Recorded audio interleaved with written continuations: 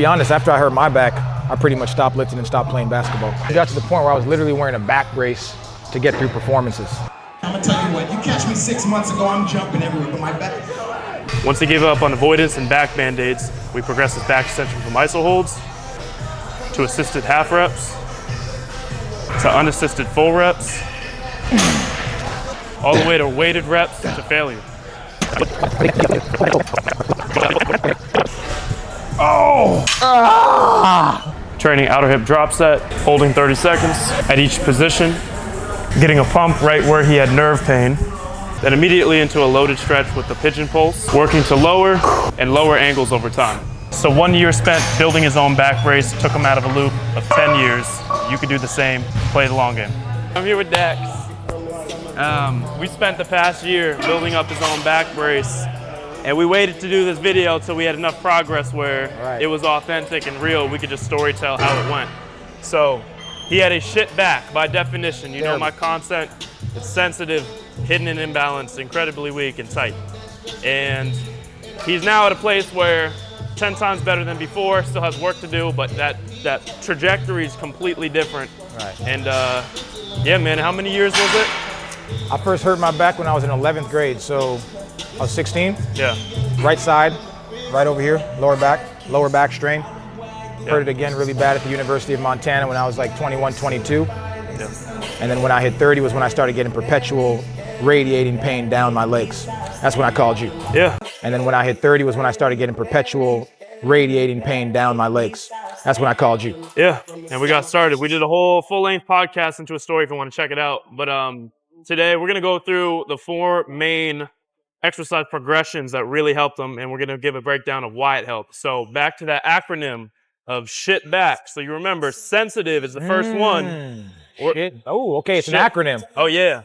Sensitive, hidden imbalance, incredibly weak, tight as fuck. I like that order too, because you have to work in that order of getting out of the pain for the qualities to build. So, for example, most people feel the tightness of the back and they want to fix it. That's the last thing to go in symptoms because you can't fix a tight back that's sensitive. So the first letter is S, sensitive. We're going to work first to desensitize. That's what we started with sled and iso holds, what we're going to do. So trying to get rid of sensitivity is first. Then we're going to get rid of the imbalances that are keeping him stuck in back pain. Then we're going to build the strength of the weakness in his back. So that way he actually has endurance to sit up and stand and feel strong. Then the tightness is last. Wow. So we're going to follow that format too. Now we're starting with the tightness, trying to just pull it out. Everyone does, and that's why it just stays stuck. So, shit back.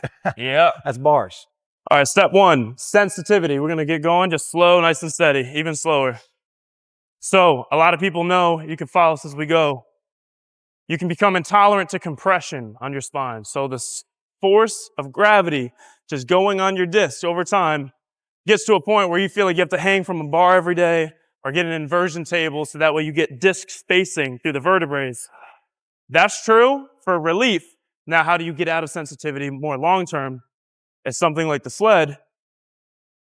When you push the sled, you're getting very small and gradual compressive loads on the spine in a way that you don't really get from running, in a way that is less intense than back squatting with a bar on your back.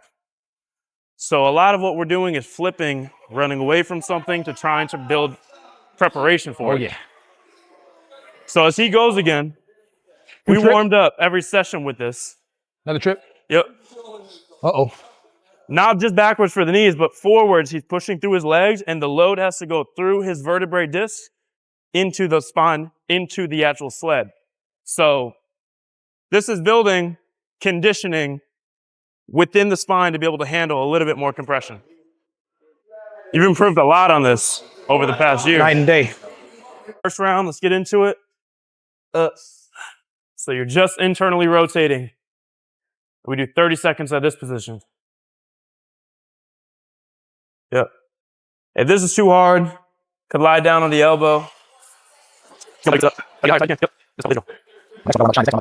mean, you're going for the no hands. Nah, this is like a grand test. You don't have to. But I remember when we started. Could not do that. Real challenge of this one is if you could do no hands. Yeah. Can't do. the extent, your ability to use your hips and keep your back out of it, Right. you have to overlean. Yeah, I literally can't do it. I showed it off. I was like, yeah, one day you'll be able to go like this. And you were like, 30 seconds here now. See, So I do we're about. rotating and lifting. Oh. There you go. Hitting different kind of angles, different kind of emphasis when we're changing these variants. Now 30 seconds out. So now there's not much rotation, but just lift. Outer glute is burning on fire.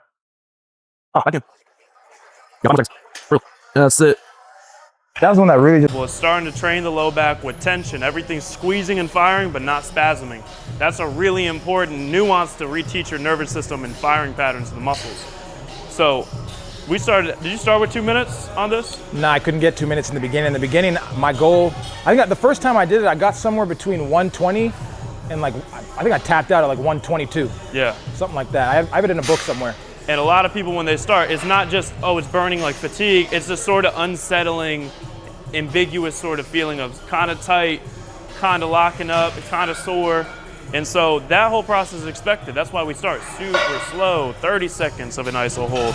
Or you can even put the pad really, really high, you know? And so there's ways to even get step one down to a level that's easier. So for example, you can make that even easier. You could take your feet out of a machine if you're on the max height, and you could start here. And now you're holding 20% of your body weight instead of, 50% of your body weight. And that little difference really can be a breakthrough with someone who's super sensitive. So now you're building strength, squeezing, then we go into the reps. We want to go through just the half reps. I remember when we started reps was together in the hotel gyms, and some of them that did have them. Go. Yep. And we started with this. Because still have no clue, there's two types of back strength. There's the back strength of the back completely like a board, using all the vertebrae together and showing glute strength, but with the back solid. And then you can go to full range reps. Then there's the back strength where you actually show vertebrae by vertebrae paraspinal strength. The smaller muscles, multifidus, rotatorus. These are things that start to get exposed, extension the way we do. To start loading laterally on the spine, some of the deeper stuff pulling, and the QL, and the muscles that are keeping you from bending sideways, you can start just with a walk.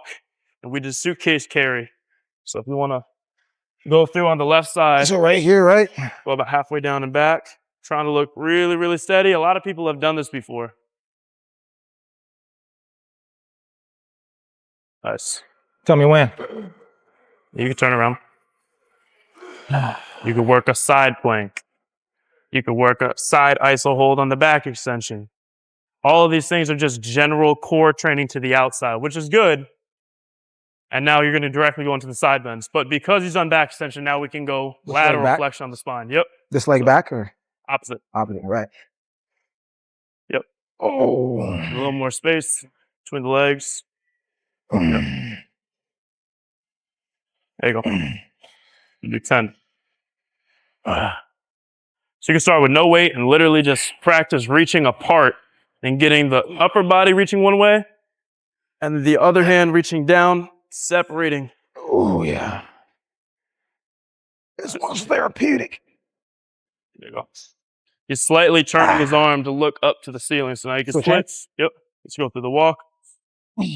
So my whole life, it's a new motivation. Yeah.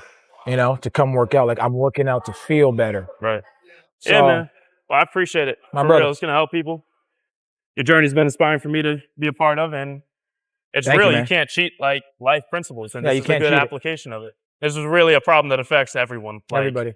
It's widespread, no matter who you are, what you do, how much access you have to what kind of treatment, what kind of thing. You end up at the same place. You got to build your own back brace. No one can save you from it. And so, yeah, play the long game. All right. Catch y'all.